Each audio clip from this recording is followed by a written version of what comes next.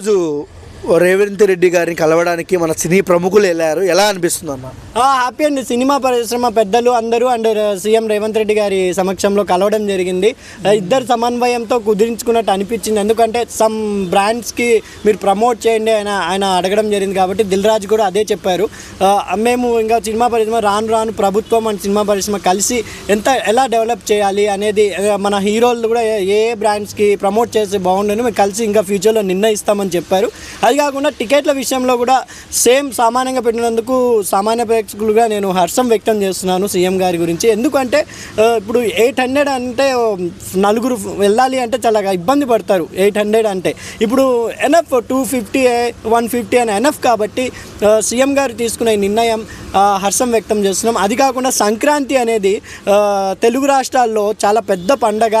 1 year release అయిన సినిమాలు ఒక ఎత్తు అయితే సంక్రాంతికి రిలీజ్ అయిన సినిమాలు చాలా ఎత్తు. ఎందుకంటే చిన్న పెద్ద కుటుంబంతో సహా అందరు కలుస్తారు కాబట్టి వాళ్ళంతా కలిసి సినిమాలు చూడడానికే ఇంట్రెస్ట్ ఉంటుంది. అలాగే టికెట్లు ధరలు తగ్గడం వల్ల ఇంకా ఫ్యామిలీస్ కదులుతాయి. ఇప్పుడు ఏదో కలెక్షన్స్ అంటున్నారు. రామ్ చరణ్ గారి క్రేజ్, వాళ్ళ డాడీ క్రేజ్ అప్పట్లో ఎలా ఉండేదండి, 100 days సినిమాలు కూడా నడిచేవి. అప్పుడు టికెట్లు హైక్ లేవు కదా. ఆయన సూపర్ అన్ని సినిమాలు 100 days బ్లాక్ బస్టర్ అయ్యాయి కదా. అలాగే ఇప్పుడు ఆయన గ్లోబల్ స్టార్ ఇమేజ్ ఉంది కాబట్టి వరల్డ్ వైడ్ మంచి కలెక్షన్సే వస్తాయి. మీరు 150 250 ఎనఫ్ అని నా అభిప్రాయం అండి.